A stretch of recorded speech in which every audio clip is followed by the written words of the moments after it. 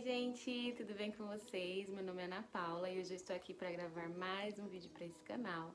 Mas antes da gente ir pro vídeo, já se inscreva no canal se você ainda não é inscrito, deixa seu like, comenta, compartilha esse vídeo com seus amigos pra gente ajudar o canal a crescer. Então é isso e vamos lá pro vídeo!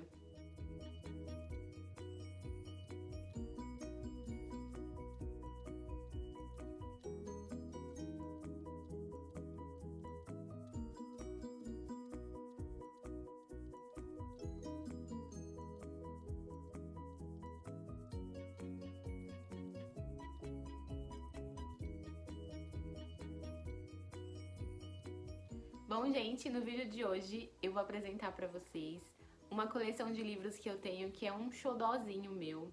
Eu amo as edições, eu não tenho muitas edições ainda aqui em casa, mas é uma edição que eu acho muito linda, que eu gosto muito das traduções, dos textos de apoio. Eu tô falando do selo Penguin, da editora Companhia das Letras. É um selo especializado em clássicos. Gente, esse barulho foi a minha gata que derrubou os livros que está aqui no chão. Deixa eu ver se eu consigo mostrar ela pra vocês. Olha lá, a Miliante. Voltando. É um selo especializado em livros clássicos e, na teoria, é para serem livros mais acessíveis. Livros clássicos com uma tradução boa, com textos de apoios, mas numa edição mais simples, então tecnicamente, teoricamente, uma edição mais barata e mais acessível. Todos os livros que eu tenho aqui da coleção Penguin, eu comprei em valores acessíveis, a maioria deles por menos de R$20. Os box que eu tenho eu ganhei de presente, então não paguei, então não foram caros pra mim. E só uma edição que eu paguei mais caro, mas é um livro que é um calhamaço. Então, sem mais demoras, vamos lá ver os livros. O primeiro que eu achei aqui na pilha de livros foi David Copperfield, do Charles Dickens. Esse livro aqui que já não é mais nenhuma novidade no canal, né? É o livro que tem mais marcações, todo mundo se impressiona com a quantidade de marcações que tem nele. Então, olha como são as edições da Penguin. São edições sem orelha, tá? Tá vendo? Todas têm essa lombada aqui que fica combinando na estante. As folhas são amareladas. A diagramação é muito boa. Esse livro é um calhamaço, então para abrir realmente é um pouquinho mais difícil. O papel, ele é bem grossinho, tá, gente? Ó, não fica vendo a folha de trás. A diagramação é super confortável, tá? E esse livro aqui, eu fiz a leitura nele, não li em e-book e não quebrou a lombada. Ele ficou um pouquinho manchado e um pouquinho sujinho aqui em cima também. Não sei se vai dar pra vocês aqui, ó. Ficou um pouquinho sujo. Mas não sei se é por conta da edição ou se foi por alguma coisa que eu não tive cuidado. Mas eu tenho bastante cuidado com as edições. E esse calhamaço aqui, de mais de 1000 páginas, eu fiz a leitura nele, não estragou, foi super confortável. E eu super recomendo a leitura nessas edições, até mesmo dos livros calhamaços. Eu tenho mais 2 livros aqui nessa edição do Charles Dickens. Eu tenho Uma Canção de Natal, que eu já fiz a leitura também. Então segue o padrão da lombada, a edição sem orelha, a diagramação super confortável. E todas as edições, gente, vem com uma apresentação do autor, do tradutor, introdução, prefácio, eles dão todos os créditos das ilustrações. Então, assim, são edições bem completas, tá? Eu super recomendo a leitura nessas edições dos clássicos, principalmente dos clássicos estrangeiros, porque a tradução também é muito boa. Então, além de vir com textos de apoio, principalmente livros mais difíceis, os do Charles Dickens, eu acredito que não precisa tanto, porque são romances, principalmente romances de formação. Então você vai acompanhar a vida do protagonista do início ao fim, ou à idade adulta, ou à idade mais velha. Então não tem tanta dificuldade, mas tem livros aqui que apresentam um grau maior de dificuldade, então essas notas de apoio são importantes. E o outro livro que eu tenho do Charles Dickens nessa edição é Grandes Esperanças. Esse aqui eu ainda não fiz a leitura. Eu sei que é o último romance publicado pelo autor. A gente vai acompanhar a história também de um protagonista, do Pip, do início até o final, que ele passa de uma criança pobre a um adulto rico.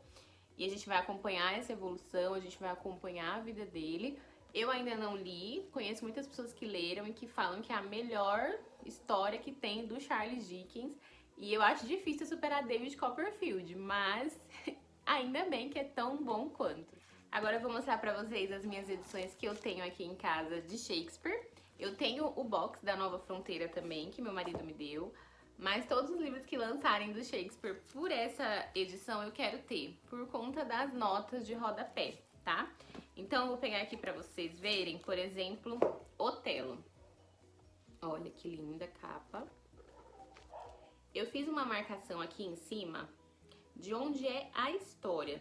Então daqui pra trás são notas e daqui pra frente são notas também. Então eu vou abrir aqui o livro pra vocês verem o tanto que é a história e o tanto que são textos de apoio, como isso faz diferença na hora da leitura. Ó, isso daqui é a peça, isso daqui é a história. Aqui são textos e aqui são notas, tá? Eu não consulto todas as notas, eu leio os textos de apoio, leio principalmente depois que eu já fiz a leitura, porque contém spoilers, tá? Todas as edições, todas as introduções da Penguin que eu li até agora sempre teve spoiler. Então, assim, são livros clássicos, a gente entende que provavelmente não vai ter nenhum spoiler gigantesco, mas em O Corcunda de Notre Dame, eu peguei um spoiler que me fez não querer ler a história no momento. Então, assim, se você não gosta de nenhum spoiler, de ir pro livro sem saber o que esperar, eu recomendo que você leia os textos introdutórios depois da leitura. E as notas de rodapé eu consulto quando realmente eu não entendo nada. Em Shakespeare é importante, principalmente por conta do palavreado, do dialeto. E o Shakespeare, ele coloca muitas coisas nas entrelinhas, muitas frases de duplo sentido, que assim, algumas coisas a gente consegue interpretar e a gente consegue raciocinar. E tem outras coisas que, por ser de um contexto tão antigo, do século XVI, a gente não vai entender, né? É uma piadinha íntima de tantos séculos atrás. Então, eu acho que nessas edições do Shakespeare faz muita diferença ler nessas edições aqui, tá? Tenho aqui do Shakespeare também Hamlet. Então, olha só, gente. Aqui eu marquei até com um post-it grande. Olha o tanto de notas que tem. Textos introdutórios. Olha aqui a quantidade. Então faz muita diferença. São edições... Essa edição aqui eu ganhei de presente também, da minha cunhada. Mas eu já vi ela por R$20, R$19. E faz muita diferença pra leitura, ler com esse texto de apoio. Aqui a gente vai conhecer a história do príncipe Hamlet, né? Que após a morte do seu pai, o espírito do seu pai fala pra ele que quem armou tudo, né? Tramou a morte dele foi o próprio irmão que se casou com a viúva do pai, né? Com a mãe do Hamlet. E ele quer se vingar e aí ele finge que tá louco. E aí no meio do processo ele acaba enlouquecendo mesmo. E é muito boa essa história, gente. É uma história tão angustiante, tão desesperadora. Tem algumas partes engraçadas. O humor do Hamlet, né? Um humor ácido. E a sinceridade dele e a loucura dele. Mas é muito angustiante, assim. Em Otelo, a gente tem esse sentimento também, porque, gente, o ciúme, né? Destrinchar esse sentimento tão angustiante, tão aflitivo, que é o ciúme, a desconfiança, não é uma leitura, assim, né, gostosa. Mas Hamlet é mais aflitivo ainda, porque a gente vai vendo ele ser mergulhado nessa própria mentira, nessa própria tragédia que ele mesmo criou pra ele, que é a loucura. E tenho também Júlio César. Fiz a leitura nessa edição. Também esse é o mais curtinho de todos, com menos textos de apoio. Aqui a gente vai acompanhar a história de Júlio César, né? E da emboscada que armaram pra ele. Aquela frase muito conhecida até Tu Brutus está aqui. Uma curiosidade engraçada, enquanto eu estava fazendo a leitura, eu estava lendo o livro de Filipenses na Bíblia. E aqui fala da cidade de Filipos, Então eu achei uma coincidência bem interessante estar lendo esse livro na época que eu estava lendo este livro do Shakespeare e ter essa coincidência. E um livro que também tem resenha aqui no canal já, um queridinho que eu indico pra todo mundo e que panfleto por aí, só não gosto dessa capa, acho essa capa horrorosa. Gente, pelo amor de Deus, né? Pra que essa capa? Mas Romeu e Julieta foi o primeiro livro que eu li do Shakespeare, foi nessa edição aqui. Deixa eu mostrar pra vocês a diagramação como que é, porque como é peça, gente, tem pouco texto, pouca informação por página. Tá? Ó. Então são peças, né? É um teatro. Então é uma leitura que se faz muito rápida. Eu acredito que assim, a maioria das edições tem mais texto de apoio do que a própria peça, tá? Romeu e Julieta, todo mundo conhece essa história, não precisa de apresentações. Mas eu li nessa edição e recomendo essa edição aqui, tá? Se você nunca leu Romeu e Julieta, eu recomendo essa edição. Também não é uma edição que fica cara, geralmente ela tá por R$19 e vale muito a pena, gente.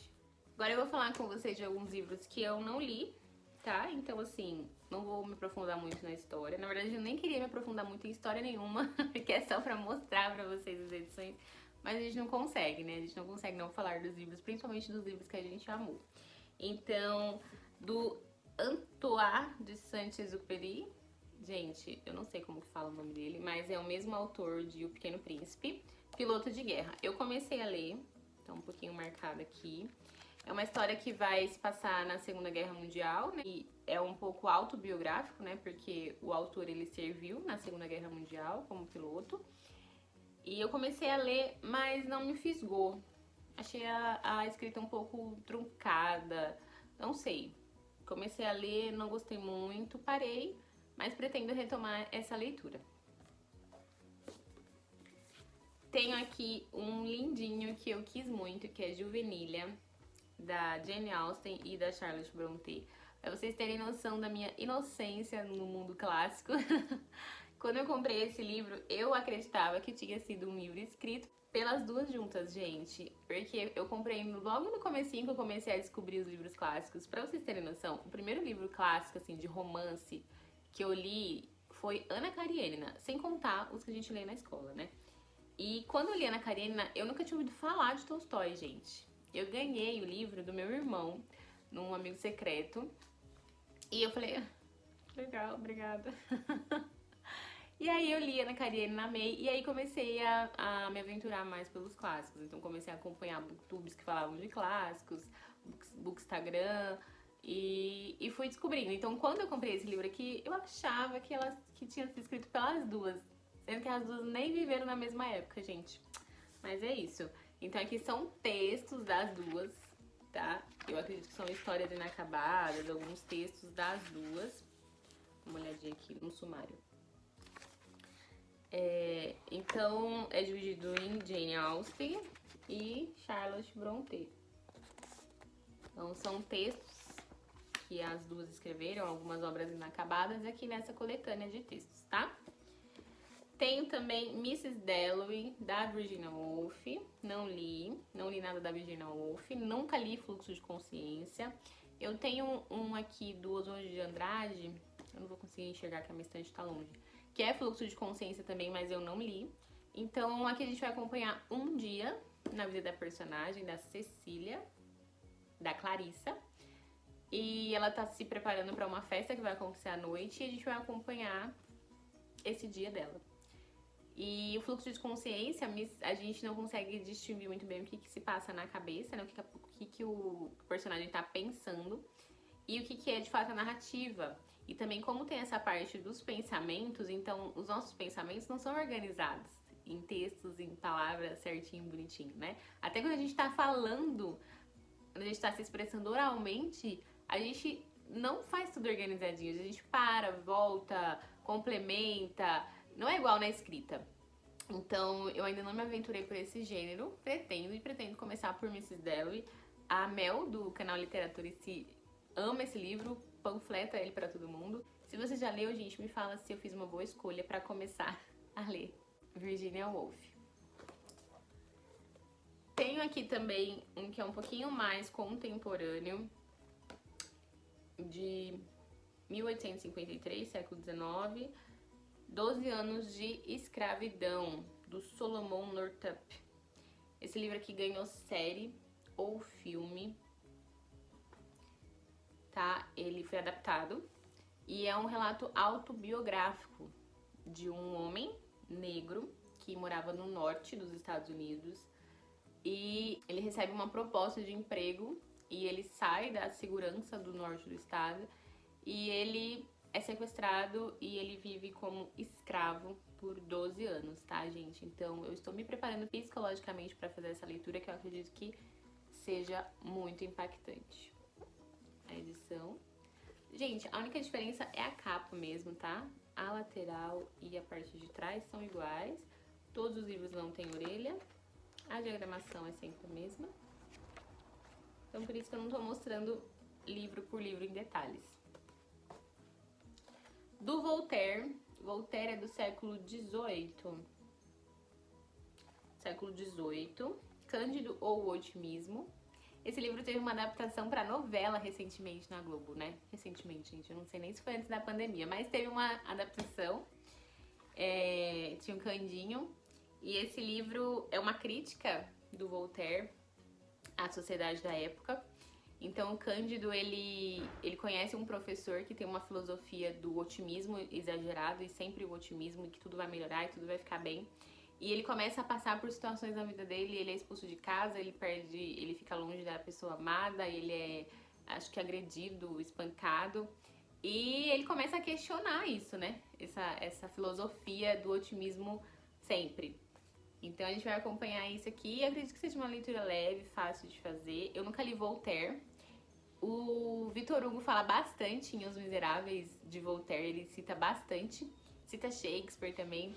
Então é bem legal, assim, a gente tá lendo um livro e ver referências de outros livros. De russo, eu tenho só um livrinho nessas edições, que é Primeiro Amor, do Ivan Turgenev. Tem resenha aqui no canal.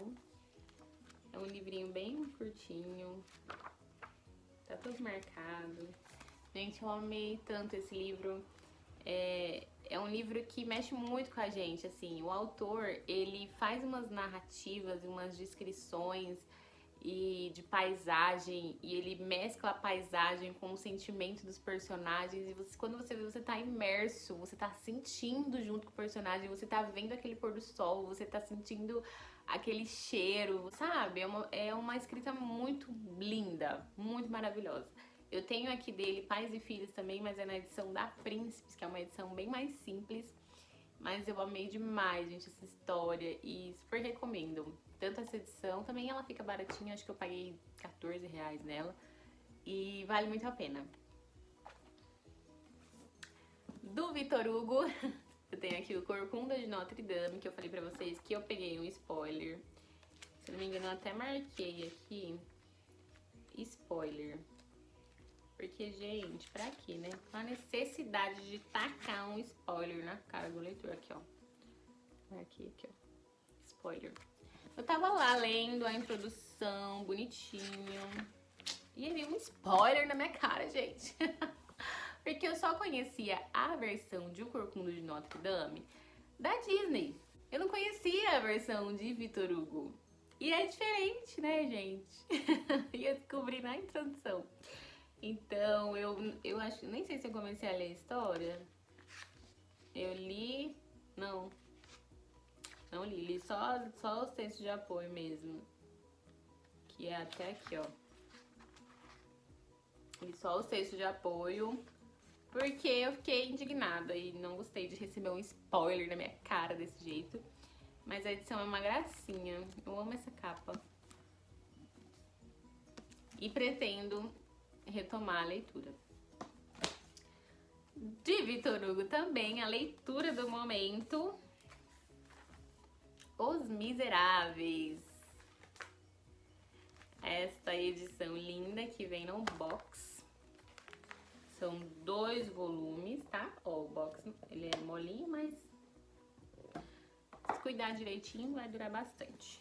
Ele é dividido em 2 volumes. O primeiro volume, gente, quebrou a lombada, ó. Eu tive o mesmo cuidado que eu tive com o David Copperfield, mas ele quebrou a lombada. Então, eu fiz a leitura do primeiro volume. É um baita de um calhamaço, mas a diagramação é ótima e tem muita nota de rodapé.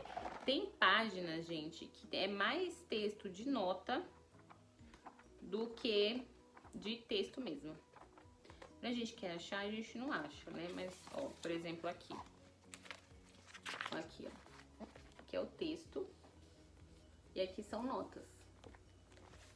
Então, tem muita nota de rodapé. Complementa, assim, demais a leitura. Se você não leu ainda, eu recomendo essa edição. Mas eu não li em outra, né, gente? Eu só li nessa, só estou lendo nessa. Estou gostando bastante. Quebrou a lombada nesse primeiro tomo. Eu tive muito cuidado, gente, mas quebrou a lombada.